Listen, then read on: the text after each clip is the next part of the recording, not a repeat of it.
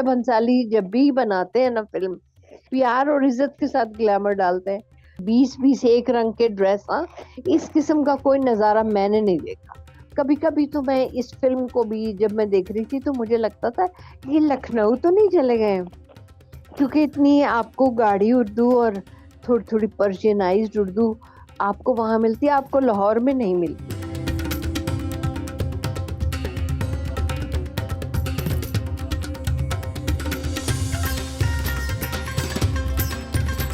I did research for over 10 years in this area, and I started from, मतलब even though मेरा काम 70s 80s में था, लेकिन मैंने जो रिसर्च थी ना उसमें पाकिस्तान बनने के बाद ही ज़्यादा किया, और फिर ख़ास तौर पे ज़ियाउल हक के दौर में जिस किस्म की वहाँ चैलेंजेस थे, और उसके दौर के बाद जैसा हाल हो गया, तो अयूब खान, ज़ियाउल हक, इन लोगों के दौर की भी मैंने वो सारी टाइम पीरियड जो है वो लिया हुआ है। अब this I want to clarify कि जो लीला भंसाली का है ये this is pre partition time ना, तो even though I got a lot of comments on those times also, but my research was not absolutely focused on that time. So it is possible that Bhansali Saab might have gotten some research of those times, even though to me it felt it was a bit romanticized.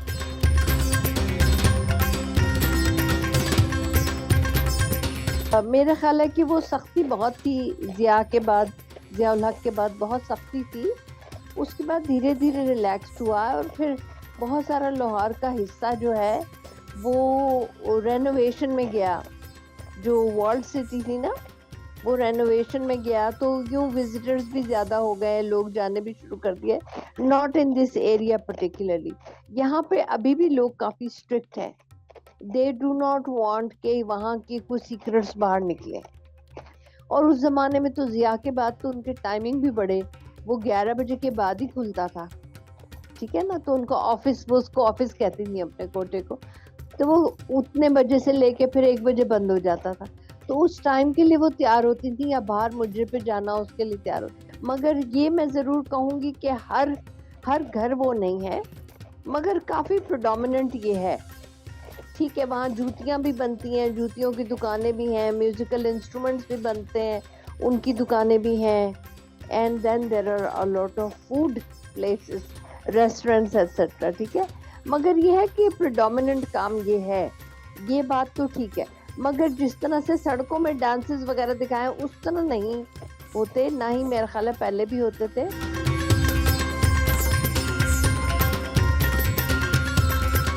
ऐसा है कि जो बड़े उस्ताद हैं ना, बड़े उस्ताद थे हमारे ऑफ क्लासिकल म्यूजिक, तो they used to live close by, not necessarily inside this area but close by this area, because they used to find a lot of students in there.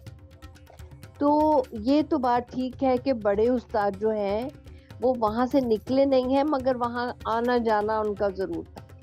Because some of these dancers and singers were good students of these big classical उस्ताद, ठीक है, एक बात हो गई। दूसरा ये कि हमारी फिल्म इंडस्ट्री में अगर आप देखें ना, शुरू के दिनों में तो मेजॉरिटी एक्ट्रेसेस जो थी वो यहीं से आती थी, because it was not allowed for women to act on screen या ऑन स्टेज, तो वो फिर ये उनको ज़्यादा आसान लगता था डायरेक्टर्स को टू पिक, और वो पिक करते थे जब वो टीन एज में होती थी, then they used to groom them. तो बहुत सारी एक्ट्रेसेस यहाँ से आई हैं, और सिंगर्स भी मैं कहूँगी कुछ, ज़्यादा नहीं। सिंगर जो है वो मेन स्ट्रीम सोसाइटी से आ जाती हैं, क्योंकि उस पर स्टिग्मा इतना बड़ा नहीं, एक्ट्रेसेस के ऊपर स्टिग्मा ज़्यादा होता है, तो वो इस इलाके से ले आते हैं उसको। और म्यूजिशियंस तो मैं कहूँगी आज भी वहाँ से आते हैं बहुत, मैं सिंगर्स नहीं कह रही, म्यूजिशियंस, यू नो, तबला बजाना, हारमोनियम बजाना, सितार बजाना, ये लोग जो हैं, ये it's easier to pick people from that area. Instrument buying जैसे है ना, तो हमारे यहाँ आपको कोई और इतनी स्पेशलाइज्ड मार्केट नहीं मिलेगी। यहाँ ख़ास तौर पे جو تار کے ہیں نا اسٹرنگ انسٹرومنٹ، وہ ایک دو اور مارکیٹس میں بھی مل جاتے ہیں، مگر جو پرکشن کے ہیں وہ آپ شاہی محلے سے ہی جا کے لیں گے. وہیں بڑی دکانیں ہیں جہاں پہ ڈھولک اور طبلے اور دف اور اس قسم کی چیزیں ملتی ہیں.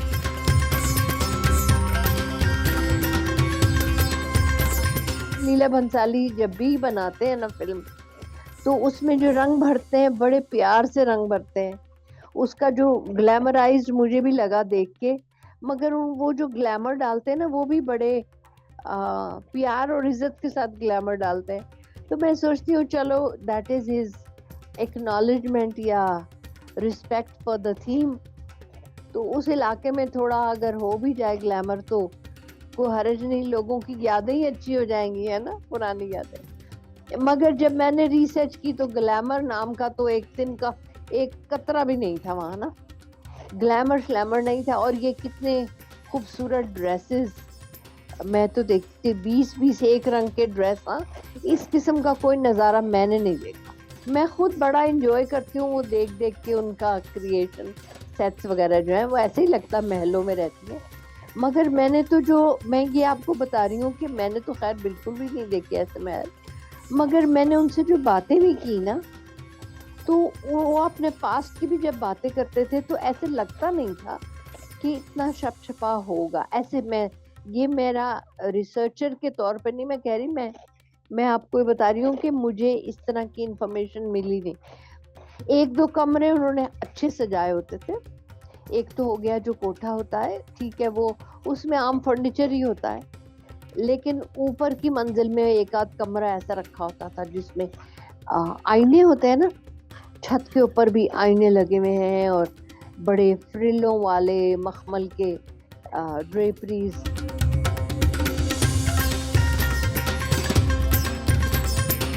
آپ یقین کرو کہ میں نے تو وہاں پشواز میں بھی کوئی نہیں دیکھی لڑکی کبھی بھی.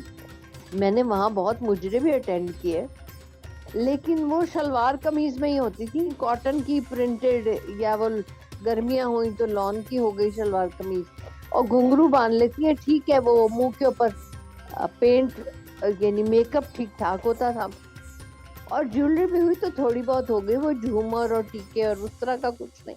تو میں نے ان سے پوچھا ایک دن، کیونکہ میں خود بھی ڈانسنگ میں بھی انٹرسٹڈ تھی، تو میں نے ان کو کہا کہ کوئی یہاں مجھے پیشواز والا نہیں، کوئی لڑکی نہیں نظر آئے گی ڈانس کرتے ہوئے بھی، تو کبھی وہ پہنتی ہے کہ نہیں. تو وہ ایسے کر کے مجھے دیکھنے لگی کہ پیشواز کس کو بول رہی ہو. میں نے کہا بھائی یہ جو پاکیزہ ٹائپ فلموں میں جب کلاسیکل ڈانس ہوتا ہے تو وہ بڑا گھاگرا نہیں پہنتے، وہ فراک سا ہوتا ہے لمبا. تو نے کہا نہیں وہ نہیں ہم لوگ پہنتے. تو میں نے کہا اچھا کلاسیکل ڈانس کے ساتھ بھی وہ بہت جاتا ہے، تو کبھی ایک آدھ دفعہ بھی نہیں بنوایا ہوا. وہ کہتے نہیں ہم تو شلوار قمیض ہی پہنتے ہیں. نہ تو وہ ساڑیاں پہنتی تھی وہاں، نہ پشواز پہنتی تھی، یا اور بھی انگرکھے وغیرہ جو ہماری فلموں میں ہوتے ہیں، وہ شلوار قمیض ہی پہنتی، شلوار قمیض.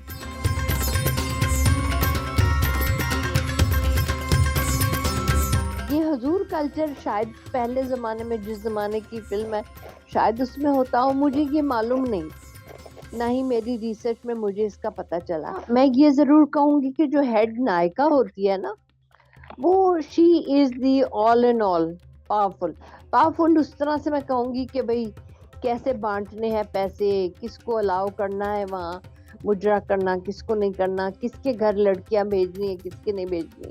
تو ہمارے جب میں ریسرچ کر رہی تھی تو اس میں تو نائکا ہی بولتے تھے اس کو. تو اور جو سینئر نائکا ہوتی ہے وہ ایک ہوتی ہے، عام طور پہ وہ ڈیرے دار بھی ہوتی ہے، یعنی اس کا وہ گھر ہوتا ہے، ٹھیک ہے نا. تو دین شی ہیز مور اتھارٹی کہہ لو. اور پھر آپ کی دوسری نائکا بھی ہوتی ہیں جو اس کی بہنیں ہو گئیں. تو آپ کی 6-7 ایک وقت میں اگر مجرے کے لیے جاؤ نا وہاں، تو 6-7 آپ کو ذرا بڑی عمر کی عورتیں مل جاتی ہیں.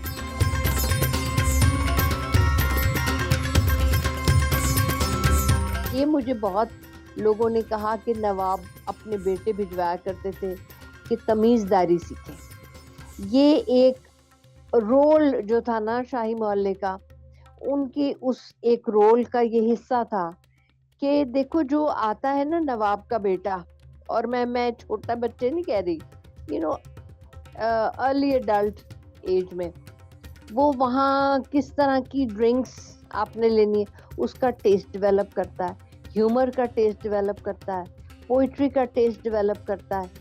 फिर आए तो कैसे आदाब करना है, जाएं तो कैसे बात करनी है, ये चीज़ें ये मैंने वहाँ अपनी रिसर्च में देखा तो इतना नहीं, लेकिन मैंने उनके मुंह से बहुत सुना कि नवाब अपने बेटों को तमीज़दारी सिखाने के लिए, टेस्ट डेवलप करने के लिए यहाँ भेजते थे, and this use to be a role also. लेकिन ये किसी के साथ भेजती नहीं थी लड़कियों को जब तक वो गाहक जो है वो कई बार खुद कोठे पे ना आया हो।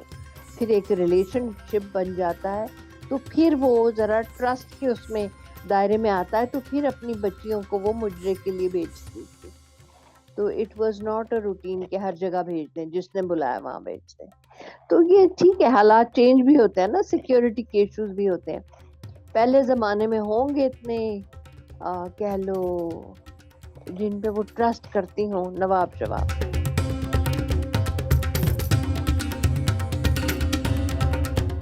अब मुझे नहीं पता वो इतनी खालिस उर्दू बोलते थे कि नहीं। यहाँ भी आपने देखा कि वो पंजाबी एक्सेंट डाला हुआ है, क्योंकि यहाँ तो पंजाब के ही लोग थे ना। ठीक है, वो लड़कियाँ दूसरे इलाकों से भी आती होंगी, मगर पंजाबी भी काफ़ी बोलते हैं, और जो उर्दू बोलते हैं उसमें पंजाबी का एक्सेंट भी होता है। तो मैं ये जो सीरीज़ थी इसमें मैं देखती थी कि पंजाबी का एक्सेंट या पंजाबी के कुछ जुमले डालने की कोशिश की, क्योंकि वहाँ के लोग बोलते ही ऐसे हैं, हीरा मंडी के। ये इस तरह के कभी कभी तो मैं इस फिल्म को भी जब मैं देख रही थी तो मुझे लगता था ये लखनऊ तो नहीं चले गए, क्योंकि इतनी आपको गाढ़ी उर्दू और थोड़ी थोड़ी पर्शियनाइज्ड उर्दू आपको वहाँ मिलती है, आपको लाहौर में नहीं मिलती। तो चाहे पुराना ज़माना हो चाहे नया ज़माना हो, लेकिन पंजाब पंजाब है भाई। तो वो हमारी एक फिल्म बनी थी शुएब मंसूर की, उसका नाम था बोल बोल फिल्म थी। तो उसमें ना थोड़ा सा हीरा मंडी का कंपोनेंट है उस कहानी में। तो एक बड़ी प्यारा उसका डायलॉग मुझे लगा था कि वो उसने कहा, लड़की ने कहा कि भाई आपको क्या मालूम कि पाकीज़ा और एक दो और फिल्मों के नाम लिए कि वो कितनी बार देख देख के ये उर्दू हमारे हाथ लगी है। यानी वो ये बता रही थी अपने गाहक को कि वो फिल्में हम इतनी दफ़ा देखते हैं तो तब हम इस तरह से बात करना सीखते हैं कि आप यहाँ बैठिए, आप तशरीफ़ लाइए, ये वो। तो वो पंजाब का ये इतना उर्दू का हैवी उर्दू का सीन नहीं होता, चाहे वो आप शाही घराने कह लो या जो भी है, वहाँ पंजाबी चलती है। और फिर पंजाबी आपको पता है उसकी वॉल्यूम ज़्यादा होती है, मगर इतनी खालिस उर्दू जो है ना, वो ज़रा मुझे इतना यकीन नहीं आता कि उस इलाके में बोली जाती थी, इवन जब अगर नवाब वगैरह भी होते थे। तो ये मुझे कोई रिफ्यूट भी कर सकता है इस बात पे कि भाई आजकल नहीं होते नवाब, तो इसलिए शायद उस तरह की लैंग्वेज नहीं होती।